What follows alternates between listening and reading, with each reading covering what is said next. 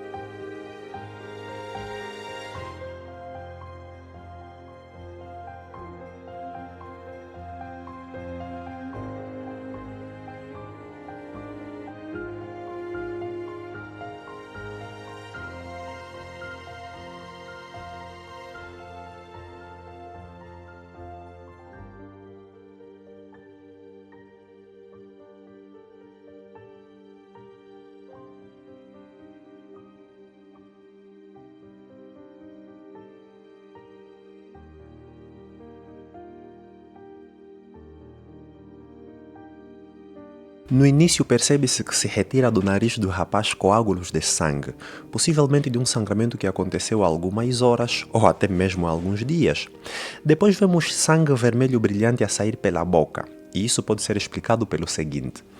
Existe uma comunicação entre o nariz e a boca que acontece numa estrutura anatômica conhecida como faringe. Se haver um sangramento, uma fonte de sangramento de origem nasal, por conta da comunicação na faringe, esse sangue pode sair pela boca. Por isso até que algumas vezes quando colocas um medicamento qualquer pelas fossas nasais, você sente esse medicamento na garganta. Em determinado momento vemos o rapaz a vomitar um conteúdo pastoso escuro. É sangue que sai com vômito. E quando temos vômito, assim, com um aspecto de café, me parece ser pseudohematese, que é quando há sangue no vômito. Porém, esse sangue não tem origem no esôfago, estômago ou duodeno. É um sangue que foi previamente deglutido e agora sai com vômito. É que o sangue, quando é engolido, ele gera náuseas, porque ele atua como um potente irritante químico e mecânico dentro do trato gastrointestinal, especialmente no estômago. Por isso, não me admiraria se por acaso os familiares relatassem que este menino, além de sangramentos frequentes, apresenta também vômitos constantes. E ainda percebi que o rapaz tem um nariz pingante, ou seja, o sangue continua a sair, o que sugere origem nasal. Vamos à contextualização do caso todo. O paciente apresenta sangramento nasal e, pelas características, julgo ser sangue arterial. Tem presença de coágulos secos e úmidos e vômitos contendo sangue deglutido. Esse sangramento é conhecido em clínica médica por epíctaxe e ela pode ser anterior ou posterior, sendo que a única diferença é a localização da origem do sangramento. Na anterior, que é inclusive a mais comum, o sangue vem da parte da frente do nariz, sendo geralmente leve e fácil de controlar, mesmo em casa. Já na epístaxe posterior, que é a menos comum, vem da parte de trás do nariz, envolvendo vasos maiores, resultando em sangramentos mais intensos, volumosos e que exigem atendimento médico e hospitalização com tratamento mais complexo. O carro passando aí, né? A epístaxe posterior sangra mais e pode ter o sangue deglutido, sendo mais perigosa e difícil de controlar por envolverem vasos maiores na parte de trás do nariz, enquanto a epístaxe posterior é mais comum e fácil de tratar por ter menor volume, né, e o sangue geralmente escorrer para a parte de fora. Pelo grande volume de sangue que o paciente engoliu, penso estarmos diante de uma epístaxe posterior e tem que se pensar nos ramos da artéria esfenopalatina, que é a principal responsável pela irrigação da cavidade nasal posterior, sendo muito relevante nestes tipos de epístaxe. Alguns motivos provocam sangramento dos ramos da artéria esfenopalatina, como hipertensão arterial, que não é o caso do rapaz, com certeza, uma vez que acontece mais em adultos e idosos, trauma nasal, processos inflamatórios, processos infecciosos, medicamentos, distúrbios de coagulação e tumores. Falando em tumores, existe um tumor vascular, né, da neurofaringe chamado angiofibroma nasofaríngeo juvenil, que é uma hipótese muito importante para a idade do rapaz que aparece no vídeo. Na descrição deste vídeo tem as minhas redes sociais. Para não perder nenhuma novidade, se inscreva no meu canal no YouTube, me siga no TikTok, no Facebook, no Instagram e, se puder, apoie o nosso projeto, pois é graças a todos vocês que conseguimos produzir vídeos toda semana. O angiofibroma nasofaríngeo juvenil é um tumor raro, benigno, mas localmente agressivo e altamente vascularizado, que afeta quase exclusivamente adolescentes do sexo masculino, crescendo na região de trás do nariz. Surge exclusivamente em meninos dos 10 aos 20 anos e se caracteriza por epístaxes recorrentes e abundantes, né, que podem ser unilaterais ou bilaterais. O sangramento é espontâneo, ou seja, sai a qualquer momento, podendo haver obstrução nasal, dores de cabeça, voz anasalada e anemia progressiva. E, nesse caso, o tratamento principal é por via de uma cirurgia. Não sendo o angiofibroma nasofaríngeo juvenil, pode ser algum tumor maligno da cavidade nasal ou nasofaringe, ou ainda alguma malformação arteriovenosa.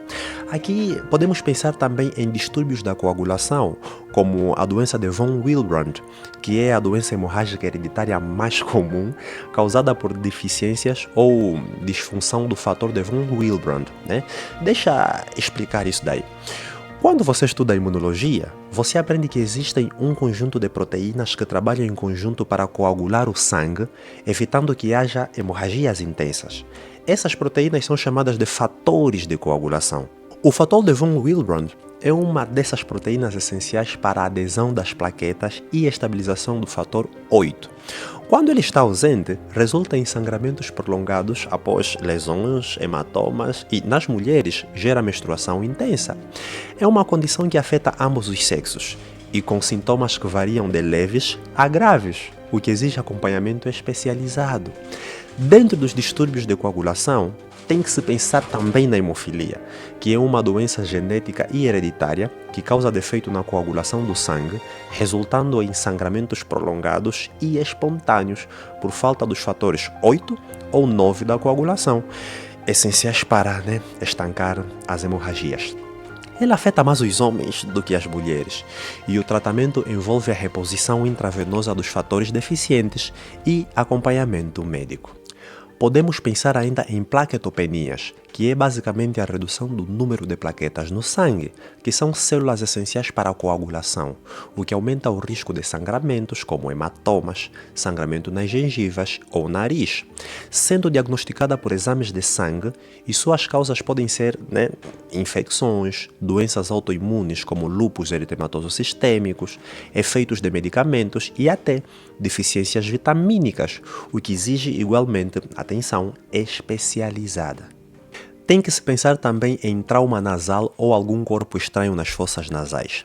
Nessa idade, que há intensa atividade motora, as crianças sobem em paus, correm, fazem acrobacias e é muito comum que batam com a cabeça, causando trauma nasal, o que poderia explicar estes sangramentos. Estes pacientes devem ser avaliados com urgência e de preferência por um otorrinolaringologista, para que se tenha melhor interpretação dessa situação. No vídeo aparece um turista que vem ao nosso país, segundo eles, por questões humanitárias. Porém, segundo um Kukumpetelo Mesame, eles vieram transformar o sofrimento em conteúdo para redes sociais, onde pegaram a miséria daquele lugar e transformaram em um cenário perfeito para, inspirar comoção. Se Mpetelo Mesame estiver certo, estaríamos a atribuir razão a John Stuart Mill, que dizia que o bem pode nascer de uma intenção moralmente pobre. É o que Mill chamaria de a moral do espetáculo. Mas olha só, dependendo do real diagnóstico que essa criança tenha, a condição dela é grave e requer atendimento médico de urgência. É por isso que, em minha opinião, principalmente no que toca a questões de saúde, é muito melhor alguém ajudar por vaidade do que ninguém ajudar por pureza moral. Em termos práticos, ajudar por vaidade ainda é ajudar. Alguém é beneficiado, um sofrimento é reduzido, um problema é resolvido, e nesse sentido, é difícil defender que seja melhor não agir apenas para se preservar uma suposta imagem moral pura. Em resumo, o turista identifica a situação e procura prestar os primeiros socorros, o que está correto. Eu não sei se ele é médico ou algum agente de saúde. Porém, vale aqui ressaltar que, dentro da ética médica, existe um princípio chamado dever de ajuda universal, que é o princípio moral e deontológico, segundo o qual o técnico de saúde tem a obrigação de prestar auxílio a qualquer pessoa em situação de risco iminente, mesmo que não tenham vínculos prévios, independentemente de receber ou não alguma remuneração, não importando a nacionalidade, condição social ou qualquer outro fator. É uma tese que defende a ideia de que todo médico deve oferecer assistência sempre que houver perigo iminente à vida ou à saúde, desde que se tenha condições técnicas e não haja risco grave para si próprio. O problema não é publicar nas redes sociais, até porque publicar aumenta a consciência coletiva. Mais pessoas podem ajudar a partir de uma única iniciativa. O problema é quando se substitui o acto pelo aplauso. A ética não pode ser sequestrada pelo algoritmo das redes sociais. Não se esqueça de me seguir nas minhas redes sociais que estão na descrição deste vídeo e de apoiar o nosso projeto. É graças a todos vocês que conseguimos produzir vídeos toda a semana. Nos apoie pelo Express ou pelo IBAN que aparecem na sua tela e qualquer valor, ele é bem-vindo. O pouco de todos é o que torna este projeto possível. Tchau!